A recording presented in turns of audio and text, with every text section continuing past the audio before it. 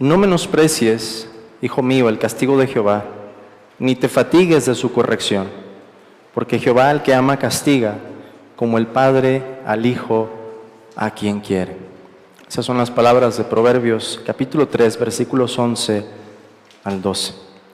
Y cito esas palabras, hermanos, porque podemos ver en este capítulo que Dios trató de una manera muy diferente con Saúl a lo que lo hizo con David. En el caso de Saúl, vemos que él también estuvo en un momento de crisis. Él quiso buscar, utilizando medios que Dios había provisto, una respuesta, recibió solamente silencio y después decidió buscar medios ilícitos, medios que Dios había prohibido, yendo a la adivina. Vimos en ese momento que Dios declaró un juicio sobre él. Pero en el caso de David, hermanos, él también estaba en un momento de crisis. Lo vimos más de un año pasándose a un ejército enemigo, fingiendo, disimulando que estaba atacando a los de su propio pueblo, cuando en realidad estaba atacando, entre otros, a los amalecitas, a los mismos que encontramos en este capítulo. Pero David buscó en su desesperación a Dios y el Señor le respondió. Dios trató muy diferente con los dos. Para Saúl había juicio, para David había disciplina. Saúl era un apóstata, David era un hijo de Dios. Y así vemos, hermanos, que Dios trae la corrección a su siervo por medio de una crisis como esta. De nueva cuenta, se nos presenta la diferencia tan grande que hay entre el carácter de Saúl y el de David. El carácter de un rey desobediente, escogido según el corazón del hombre, y el de un rey que se humilla delante de Dios, que aprende en la disciplina de un rey obediente que es David. Podemos titular este capítulo como una crisis inesperada y una nueva oportunidad. Una crisis inesperada y una nueva oportunidad. Una crisis inesperada porque lo primero que encontramos aquí es que cuando David está regresando con su gente a la ciudad, pensando que todo va a estar en paz y en orden, se encuentra con que había sido quemada y los amalecitas se habían llevado todo. En el capítulo 27 vimos que parte de los pueblos que David había estado atacando en su simulación para con el rey de los filisteos había sido a los amalecitas. Ahora le devuelven el favor, por así decirlo, pero en el momento en que David menos esperaba, todos habían sido capturados. La reacción, por supuesto, es la que encontramos en el versículo 4. David y la gente que con él estaba alzaron su voz y lloraron hasta que les faltaron las fuerzas para llorar. Se habían llevado también a las mujeres de David. Un profundo dolor y angustia. El versículo 6 nos dice, y David se angustió mucho. De hecho, hermanos, si ustedes ven el capítulo 28, versículo 15, fue lo mismo que pasó con Saúl. Saúl dijo, estoy muy angustiado. Una crisis, pero la respuesta de ambos fue muy distinta. Y el trato de Dios también para con ellos. David se hallaba en una profunda angustia y el pueblo en ese momento habla de apedrearlo, parecido a lo que ocurre con Moisés en el Antiguo Testamento, pero quizás aquí con cierta razón de decir, David, tú nos trajiste hasta este punto. A ti se te ocurrió este plan de que disimuláramos con los filisteos y fuéramos a atacar a los amalecitas. ¿Qué vamos a hacer ahora? Fue tu culpa. David, hermanos, responde de una manera distinta, justo en el momento en que su liderazgo se ve más en riesgo. Un rey sin mujeres, sin un pueblo que le siga, hablando de apedrearlo en ese momento. Y nos dice el versículo 6, mas David se fortaleció en Jehová su Dios. Y aquí es, hermanos, en donde las cosas cambian. Esto se torna en una nueva oportunidad. Dios está a punto de cambiar la suerte de David y traer un resultado completamente diferente. David se fortaleció en Jehová su Dios. ¿Y qué es lo que hace a continuación? Utiliza los medios indicados por Dios. Versículo 7. Y dijo David al sacerdote Abiatar, hijo de Ahimelech: yo te ruego que me acerques el efod. Curioso que hasta este momento, pero fue quizás la crisis, hermanos, que oprimiendo el corazón de David lo hace decir: Señor, si aquí tengo al sacerdote y me has dado los medios para preguntarte a ti, para consultarte en este momento. Seguramente fue muy claro para él en ese instante el decir: ya sé lo que tengo que hacer, le voy a preguntar a mi Dios. David consulta a Jehová por medio del sacerdote y obtiene una respuesta directa: perseguiré a estos merodeadores, los podré alcanzar. El Señor le dice: síguelos, porque ciertamente los alcanzarás y de cierto librarás a los cautivos. David recibe entonces una respuesta favorable. Y confiando en esa respuesta que Dios le había dado, ellos tienen un encuentro providencial en el camino. Resulta, ¿verdad?, por casualidad, casi que el pasaje nos lo dice de esa manera, aunque sabemos que Dios está gobernando todas las cosas aquí, se encuentran a un hombre egipcio que no ha comido ni bebido en 3 días y 3 noches. Lo atienden y resulta que este hombre conoce la ubicación exacta, porque él presenció todo lo que había ocurrido en aquella ciudad.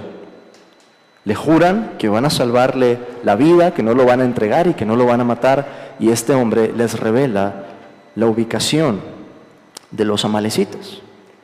Vemos en el pasaje que logran recuperar todo, que ni una vida se pierde y que se hace patente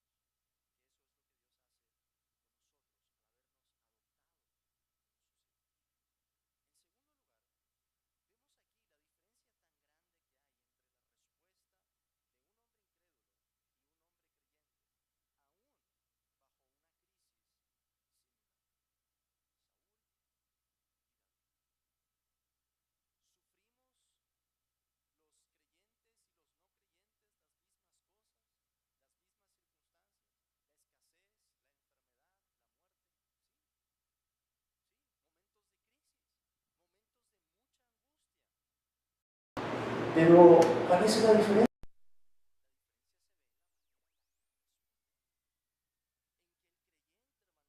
En esos momentos apoya su confianza en Dios, se fortalece como David en Jehová su Dios. Y el incrédulo, a diferencia, no tiene un refugio, no tiene un lugar a donde acudir.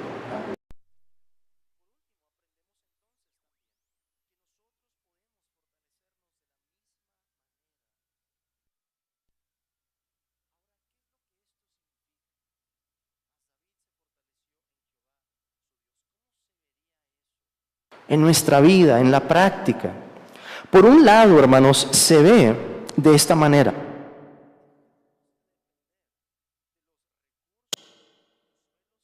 Los medios, ¿verdad? Que el mundo nos dice, esta es la manera de resolver las cosas. Nosotros decimos, no, esa no es la manera y mi confianza no va a estar en eso.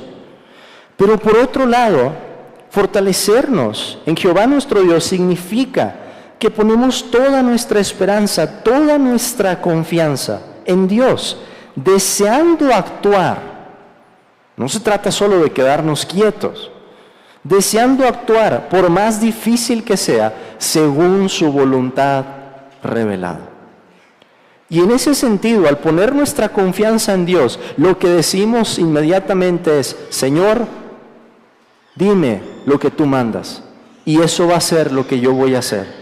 No voy a vivir por las voces de otros, no voy a poner oído a estos ya que dicen que me van a apedrear, voy a poner mi confianza en lo que tú me mandas. Y sabemos, hermanos, que el mayor ejemplo de cómo se ve una confianza así, de cómo se ve alguien en un momento de crisis fortaleciéndose en Jehová su Dios, el mayor ejemplo, el mejor ejemplo de esto es nuestro Señor Jesucristo, porque eso fue exactamente lo que hizo Jesús en el Getsemaní. Y ese es el ejemplo, hermanos, al que hemos sido llamados a imitar. ¿Estás pasando por un tiempo de pruebas, de crisis? ¿Sientes solo? ¿Sientes que Dios quizás te está abandonando? Aquí está la respuesta. Aquí está lo que tenemos que hacer.